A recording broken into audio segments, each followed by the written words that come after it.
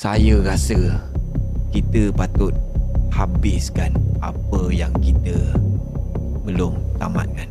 Saya nak kita buat pencarian penuh di seluruh negara. Tak kira apa sekalipun, saya nak awak dapatkan juga CD Pablo dan Adileng tu. Ada malam ni. Kita akan pergi ke satu lokasi yang baru dimaklumkan oleh Tan Sri. Kemungkinan boleh jadi tempat perjumpaan mereka. Kita bergerak menghala sana sekarang. Kau lah Wandi. Aku nak tawan semua. Jap. Apa dia? Hello, dengar ke? Apa dia? Dengar ke? Banyak kereta kat luar. Banyak kereta kat luar. Oh, ada 1, 2, 3, 4, 5. Kereta apa? Kereta 3 C/C, 2 Alphard, 1 Raptor. Apa dia? Warna kereta? Warna kereta warna-warni. Pink ada. Bukan budak aku tu. Bukan budak aku. Oh, tapi depan bar ni. Jap. Kau rasa kita gerak ah? Okay. Go. Ni gangster mana pula ni? Plan kau tadi tu. Sekarang ni tengok ikut ke tak? Tak, dia memang ikut. Dia laju dulu, siap tu. Bahaya ke? Apa dia laju ni? Oi, dah laju gila.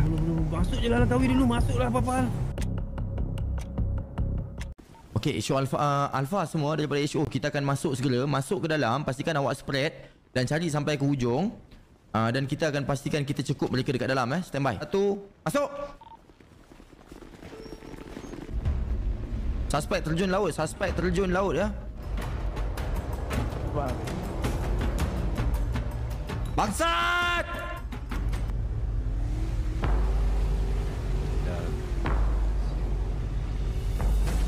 Gerak.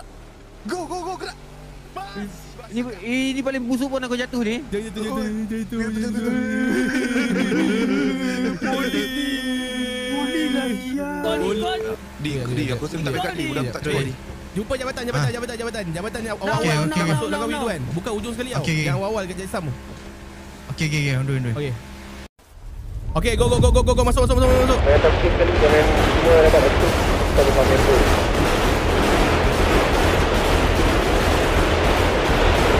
Kalau boleh kita try looting kapal.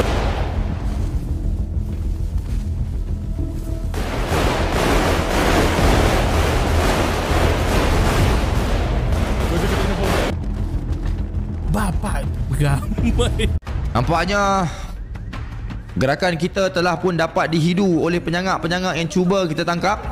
Tetapi tidak mengapa. Gagal operasi yang tadi bukan bermakna